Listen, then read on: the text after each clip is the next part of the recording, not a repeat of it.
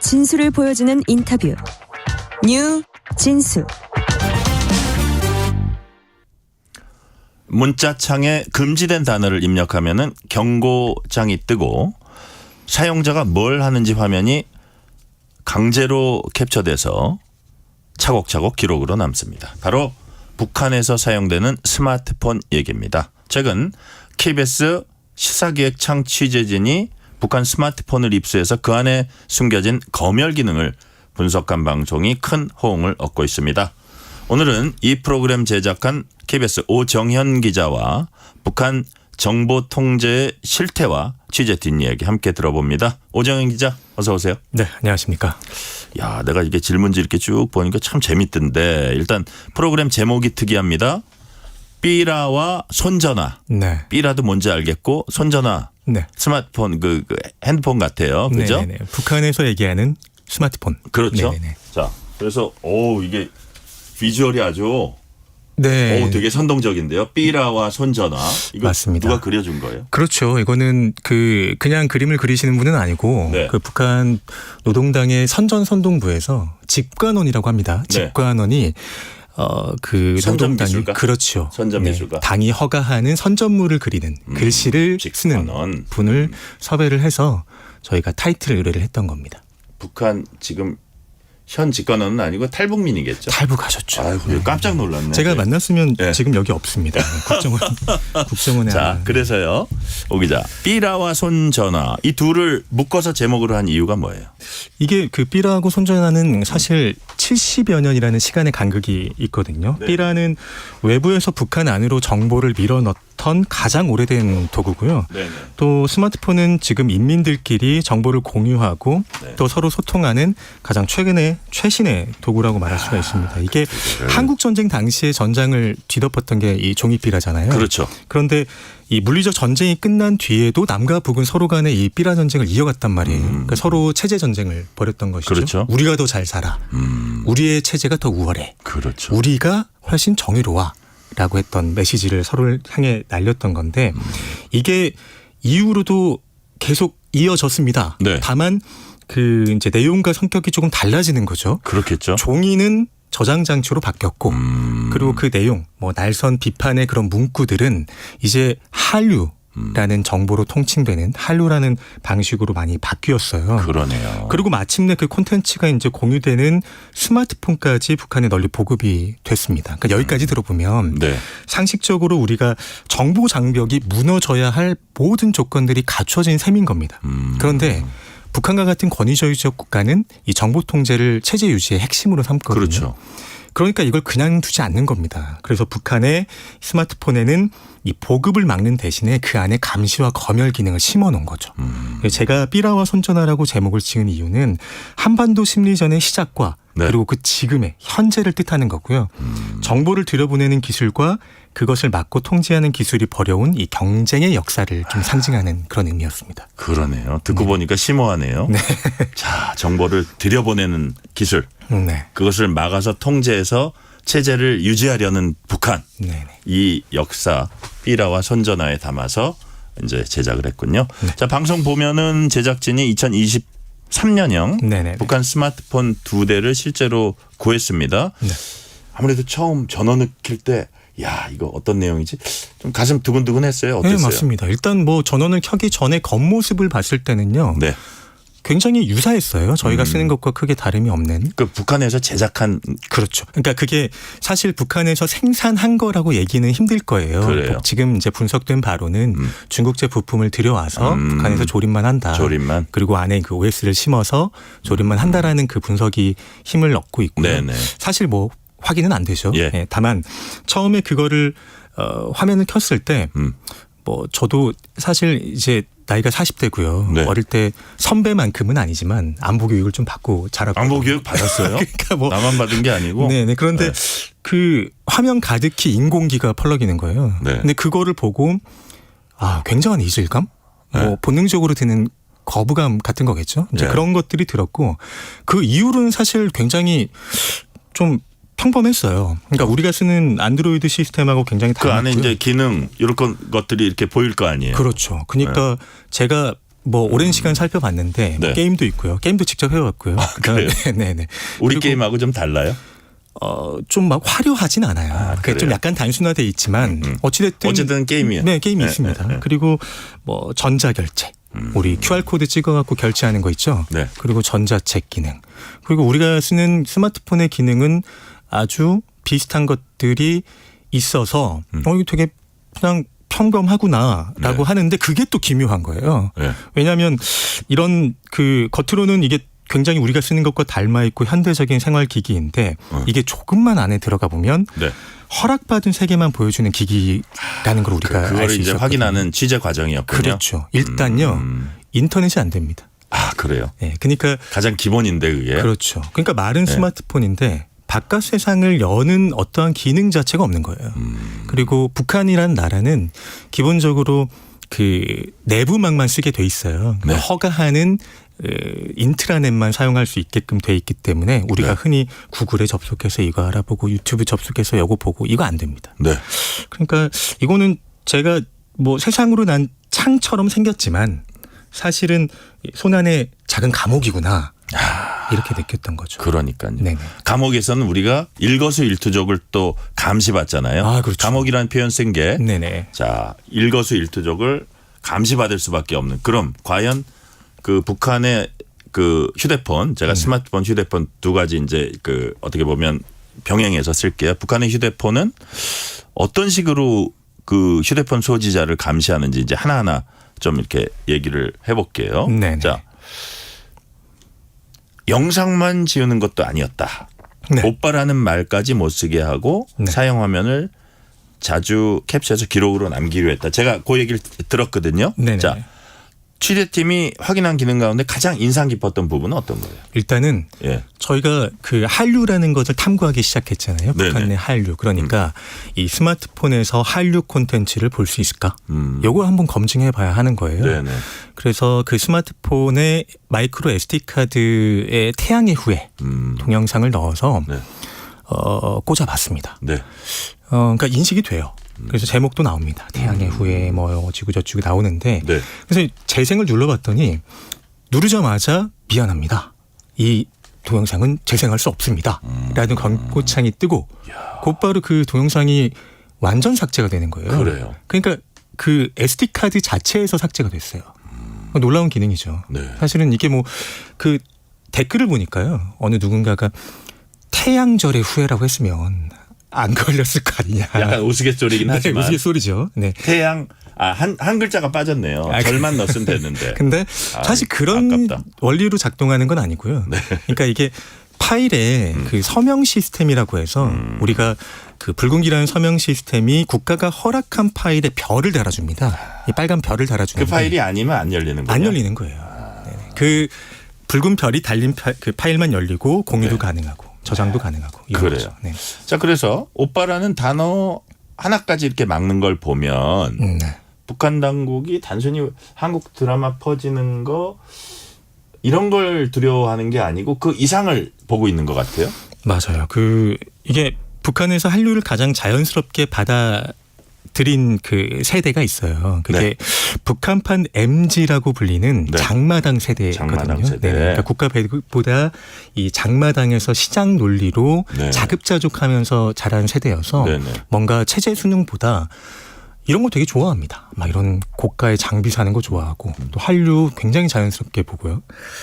근데 이들이 청년 세대가 친구들끼리 드라마를 돌려보고 또 네. 뭐 노래를 따라 부르고 또 말투를 따라하고 옷차림, 머리 단장 이런 거를 남한 거를 따라하기 시작하면 네.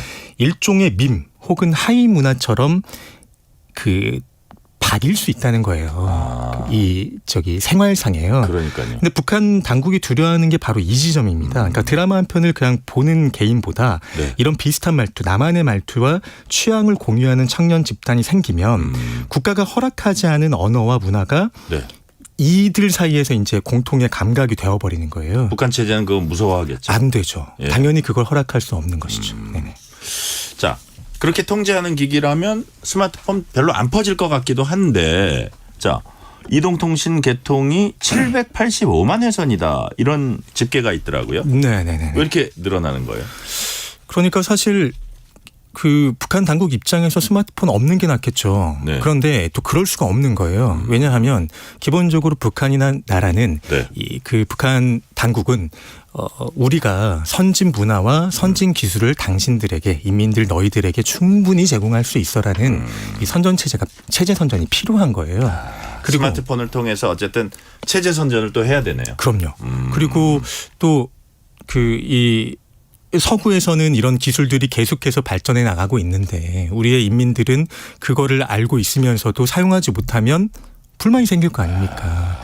그러니까 이거를 아예 막을 수는 통제와 없고. 완전 방임의 중간을 선택한 거군요. 맞습니다. 그리고 또 스마트폰이 이 장마당 경제에 굉장한 역할들을 해요. 네네. 그러니까 스마트폰이 이동통신에서 휴대폰이 보급이 되기 시작하면서 물가가 안정이 됐다고 하고요. 네. 또 그 서로 간에 이제 시장 가격을 비교하기 시작했던 거죠. 그다음에 그 가족끼리 연락도 소통도 충분히 할 수 있게 된 거고요. 네. 또 아까 우리 앵커 말씀하셨던 것처럼 국가 입장에서도 공지와 선전물을 전달하고 또 주민들 관리하는데 이 스마트폰만한 게 없습니다. 네, 그러다 보니까 북한이 스마트폰 보급을 막을 수가 없었는데 적어도 현재 북한이 이 편의와 통제를 서로 반대되는 것으로 보지 않는다는 거예요. 그래요. 그러니까 주민에게 편리한 기능은 제공을 하되 그 기기를 통제 체계 안에 완전하게 묶어놓는데 자신감을 보이고 있다는 거죠. 그러니까 다시 말해서 체제 선전도 하지만 주민들에게 또 일종의 재미 같은 것도 좀 줘야 될 거 아니에요. 맞아요. 네, 맞습니다. 그러니까 지금 이 편의를 제공함으로써 그 이 체제에 있어서의 불만을 해소시킬 수 있고 또 그걸 통해서 그 어떠한 감시의 목적으로 네. 그 도구로 이 스마트폰을 사용할 수도 있는 거고요. 그래요. 네. 그래서 그런 차원에서 보자면 네네. 제가 뭐 이런 얘기를 들었어요. 거기서 뭐 해외 축구 같은 것도 보여주고 북한 맞습니다. 자체로 할리우드식 막 액션 영화도 만들고 이런 것도 해서 보여준다면서요. 맞습니다. 그러니까 지금 앵커 말씀하셨던 게 좀 전에 네. 어떤 재미를 또 줘야 할 것 아니냐. 통제만 계속하다 보면 터질 거 아닙니까? 네네. 이게 되게 중요한 대목인데요. 북한도 이 주민들의 눈높이가 이미 달라진 거예요. 그러니까요. 그러니까 한류를 보고 해외 매체의 어떤 영상물을 보다 보니까 낡은 선전물만 보여줘서는 이 북한 인민들의 시선을 붙잡을 수가 그러니까. 없는 거죠. 예, 예. 그러니까 외부 컨텐츠를 차단하는 동시에 국가가 허용한 재미를 더 많이 공급하기 시작한 겁니다. 그래요. 만수대 TV라는 게 있어요. 그러니까 네. 우리가 북한 TV 하면은 조선중앙 TV만 떠올리잖아요. 네. 만수대 그런데 TV는 어떤 내용을 주로 해요? 만수대 TV는 사실 외국 프로그램 편성 비중이 더 높습니다. 아, 조선중앙TV가 KBS 1TV라면 만수대 TV는 KBS 2TV 정도 되네요. 약간 더 심해요. 더 심해요? 그러니까 훨씬 더 그 어떤 그 우리가 생각하는 북한 TV 같지 않은 것들이 나와요. 라따뚜이가 나옵니다. 라따뚜이. 그리고 해외 그 조금 전에 말씀하셨던 것처럼 세리에 A 그러니까 이탈리아 프로축구 같은 것도 방송을 하고요. 그래요.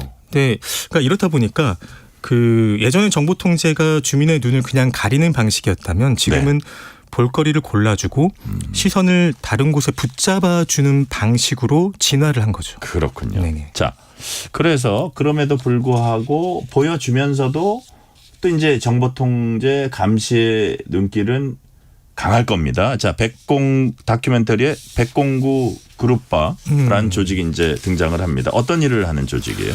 이게 그 백공구 그룹바라고 하는 건 정식 명칭은 아니고요. 네네. 이제 109 상무라고 해요. 그러니까 요거는 그 2004년에 그 김정일이 그 외색 문화를 척결하라라는 게 2004년 10월 9일 날 교시를 내렸는데 이때 날짜를 따서 이제 109 상무가 만들어진 거예요. 근데 이제 북한 주민들은 백공구 그룹바라고 부르는데 그룹바는 뭐 그 러시아 그룹의 러시아식 발음인 것 같아요. GROUP가 그룹바군요. 네네네 맞습니다. 그래서 굉장히 잔혹하다는 평이 많고요. 네. 공포의 대상입니다. 영장 같은 거 필요 없고요. 그냥 쳐들어가서 그냥 뒤져서 잡아갖고 나옵니다. 그러니까. 근데 우리가 만났던 탈북민 가운데 이런 분이 있어요. 태양의 후예를 보다가 새벽 1시에 붙들려 가서 이때 이제 붙잡힌 건 안전원인데 우리로 치면 경찰관입니다. 예. 근데 아침이 되면 너 백공구에 넘길 거야 라고 한 거예요. 근데 백공구 넘기면 꼼짝없이 죽거든요. 그러니까 미화로 5,000불을 주고 풀려났다고 해요. 뇌물을 주고. 근데 그 길로 탈북을 했다고 하고요. 그래요. 그리고 백공구 그룹바 출신을 아예 만나서 인터뷰를 했습니다. 이제 그분은 이제 고백을 하죠. 한국 드라마 본 주민들 신문했고 네. 또 혐의 인정하지 않으면 고문도 했고 뭐 이런 이야기들을 좀 했습니다. 네. 지금 백공구 관련해서 저 어떻게 선전화 하나 갖고 왔나요? 아, 네. 지금 뭐 보이는 라디오에서 이게 보이는 네네 보입니다. 요거가요. 그 아까 네. 저희 그 타이틀 그림 보여드렸잖아요. 그래서 그 직관원 네. 노동당 선전선동부에서 선전화를 그렸던 그분이 직접 그리셨던 거고요. 네. 선전 미술가가 맞습니다. 그래서 직관원. 예. 네. 그 좀 굉장히 선전 네. 다운 그림이죠. 뭐 필체도 그렇고요. 약간 그렇습니다. 그래요. 네. 자, 뭐 이런 얘기들이 또 있어요. 제가 메시지 하나 문자들이 지금 많이 올라오고 있는데 문자 하나 소개하고 다음 질문으로 넘어갈게요. 9698님의 메시지입니다. 시사기획 창에서 북한의 이질감을 보여주는 영상을 보면서 놀라움을 감출 수 없었습니다. 인터넷을 볼 수 없는 말로만 스마트폰이지 감시 속에서 살아가는 서글픈 현실이었습니다. 오 기자님 방송 잘 봤습니다. 우리 오정 기자를 이게 격려하는 아주 고맙습니다. 응원하는 그런 문자를 주셔서 감사드리고요.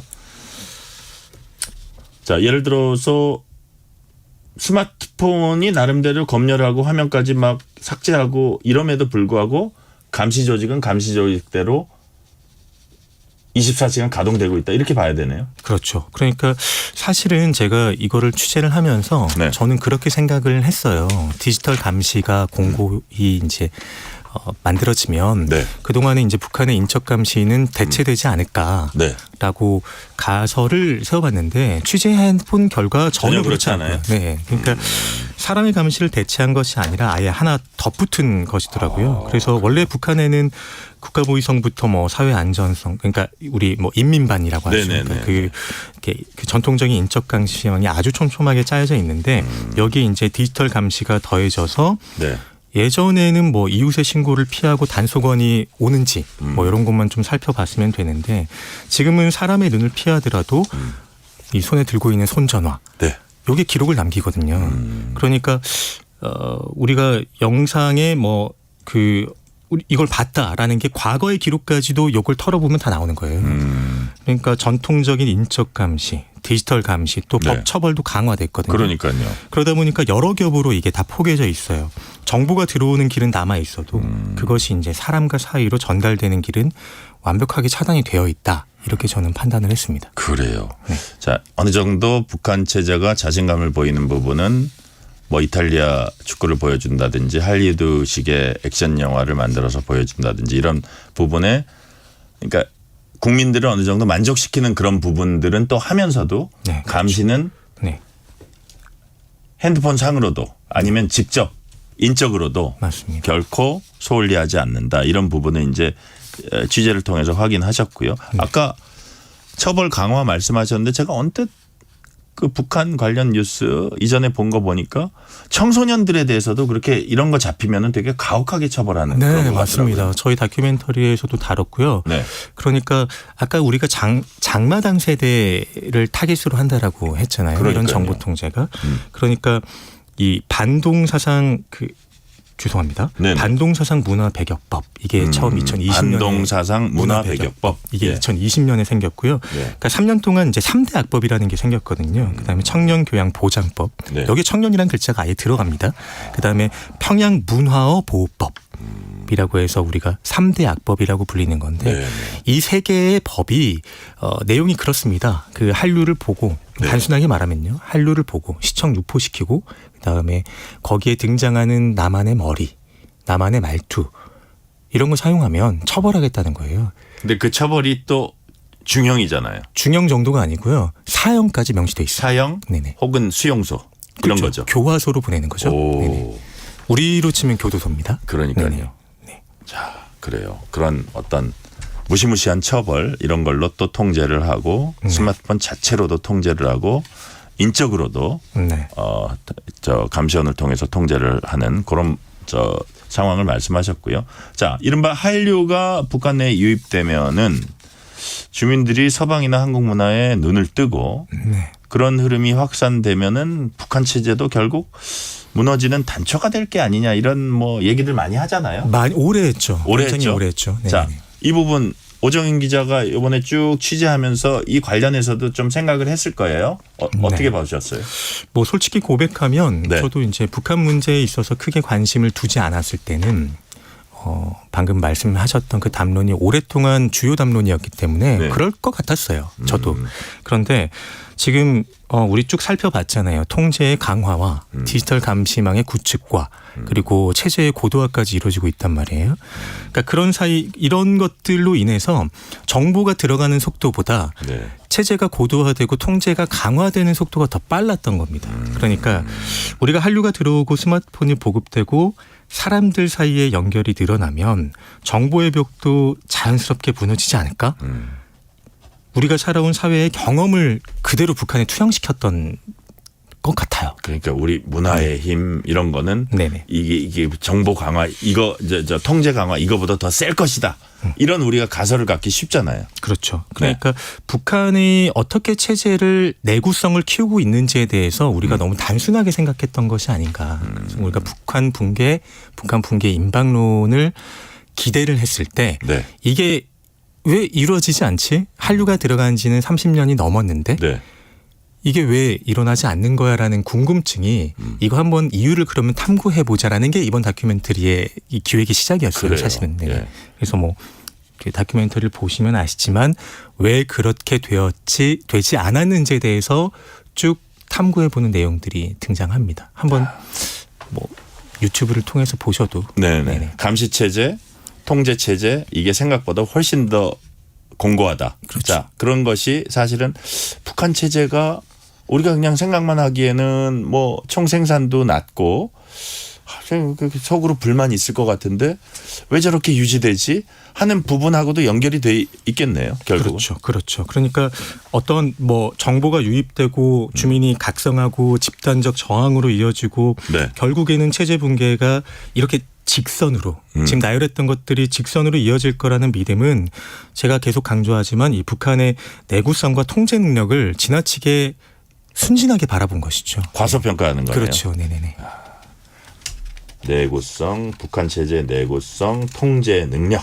자, 아주 용어가 적합해요. 자, 다음 질문으로 가볼게요. 이게 이제 관련되는 질문입니다. 방금 한 질문하고 좀 비슷한 질문이라고도 할 수 있는데, 자, 그동안 이제 뭐 민간단체나 누가 대북 전단 많이 보냈고, USB 이렇게 막 기구에 올려가지고 막 보냈고 막 했잖아요. 맞습니다. 이것도 결과적으로는 생각보다는 별 효과가 없었다 이렇게도 볼 수 있는 건가요? 그렇게 얘기하면 안 되죠. 그건 아니다? 사실 저희 지금 방송하고 있는 바로 옆에 부스가 한민족 방송 그 라디오 부스잖아요. 옆에 부스를 크게 의식하시는군요. 아까 봤습니다. 근데 어찌됐든 효과가 없었다. 이거는 너무 또 그렇지 않습니다. 거두절미하는 네네. 얘기고. 그 정보 유입 자체가 잘못됐다는 결론은 절대 아니고요. 그러니까 북한 주민에게도 바깥 세상을 알리고 여러 정보 가운데 또 뭐 스스로 선택할 권리가 있다는 것 큰 기여를 했을 거다. 당연합니다. 이제 네. 다만 이제는 남한의 풍요와 체제의 우월성을 강요하는 식으로 강조하는 식으로는 북한의 진보하는 통제 앞에서 약간 먹혀 들어가지 않는다 이런 표현이 좀 옳을 것 같고요. 네. 또 우리는 이제 정보를 보내는 사람의 선의만 약간 강조를 해왔던 것 같아요. 그러니까 이게 북한의 인민들을 위해서 도움이 될 거야라는 그 네. 선의 자체에 대해서 당연히 칭찬받아야 하죠. 근데 네. 너무 그거에만 좀 치중하고 강조를 하다 보니까 북한 주민이 실제로 어떤 정보를 필요로 하는지 그러니까 우리는 당연히 이거 좋아할 거야. 한류 드라마 좋아하잖아. 한국의 트로트 얼마나 듣기 좋은데 라고 생각을 했던 거예요. 네. 근데 북한의 주민들이 정말로 필요한 정보는 무엇인지에 대해서 조금 천천히 고민해봤던 거는 아니지 않았나. 혹은 또 그 정보를 수용하는 입장에서의 안전 이런 것도 조금 더 고려해 봐야 하는 시점이 아닌가라고 생각이 드는 거죠. 또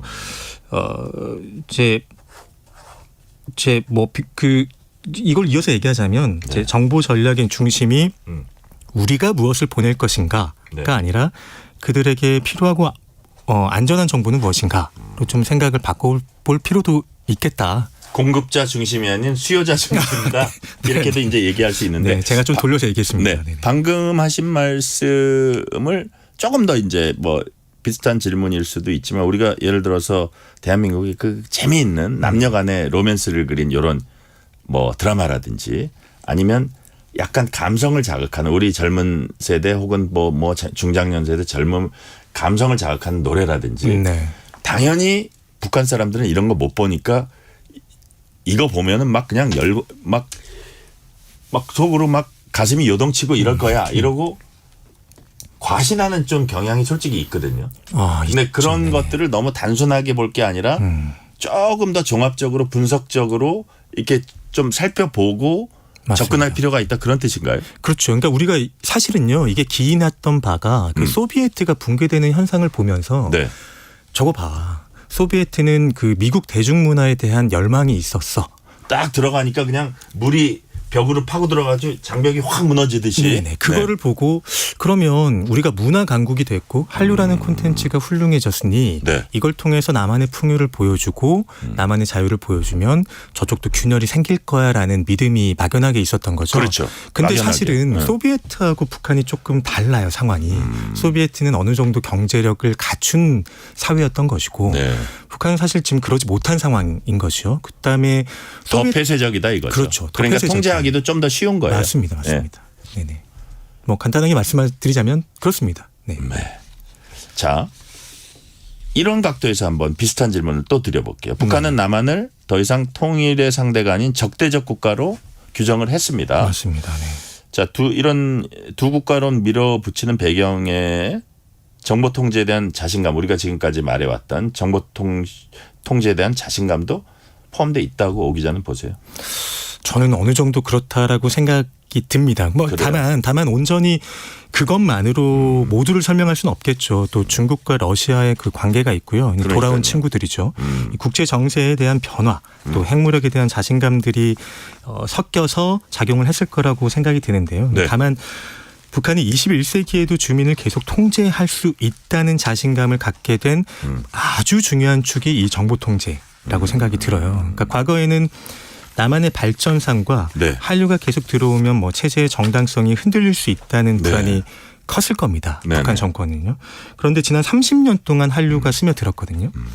근데 체제는 붕괴하지 않았어요. 그러니까 북한 당국은 그 과정에서 법과 처벌을 강화했고 또 스마트폰을 입맛에 맞게 개조했고 또 인간 감시망 위에 디지털 감시탑을 세워놨고 네. 또 주민의 취향을 반영한 자체 콘텐츠까지 지금 만들어내고 있단 말이에요. 네네. 그러니까 외부 정보를 완벽하게 막지는 못해도 그것이 집단적인 움직임으로 번지는 건 막을 수 있다. 이런 경험이 쌓인 겁니다. 그 기간 동안에. 네네. 그러니까 대한민국을 더 이상 통일의 대상으로 보지 않겠다라는 이 노선은 네.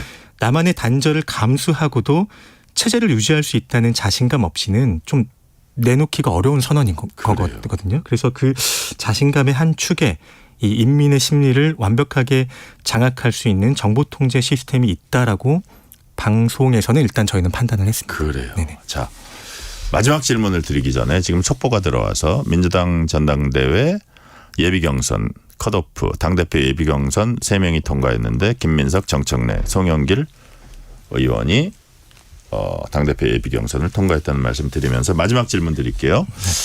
삐라와 손전화가 북한을 넘어서 우리 사회에 던지는 질문, 메시지는 뭡니까? 일단 뭐 북한 이야기를 했지만 또 북한만의 이야기는 아니라는 좀 생각도 들었어요. 네. 우리가 이제 스마트폰과 인공지능 같은 기술이 발전하면 사회도 더 자유로워질 거다라는 게 약간 상수로 여기고 살았잖아요. 근데 기술은 스스로 방향을 결정하지는 않아요. 네. 누군가 만들어주는 거죠. 네네. 이걸 누가 설계하고 누가 통제하고 누구의 정보를 수집하는지에 따라서 자유의 도구가 될 수도 있고 감시의 도구도 되는 거구나. 네. 우리가 입수해서 살펴봤던 북한 스마트폰이 가장 극단적인 예였습니다. 그래서 우리가 지금 선배도 들고 계시고 네. 이따가 놓은 이 스마트폰 이 기술은 누구를 위해 작동하고 있는가. 그러니까 사용자가 세상을 바깥을 바라보는 창인가 혹은 네. 아니면 그걸 통해서 누군가가 나를 지금 감시하고 있는 창인가. 정말 정반대의 얘기네요. 네네. 예. 그래서 그런 질문을 한번 던져보고 싶었습니다. 네. 네네. 사용자가 세상을 들여다보는 창인가 아니면 누군가가 그 창을 통해서 나를 감시하는 창인가. 자, 이거를 생각해보는 삐라와 손전화였습니다. 오늘 말씀은 여기까지 듣겠습니다. 지금까지 오정현 KBS 기자였습니다. 오늘 말씀 잘 들었습니다. 고맙습니다.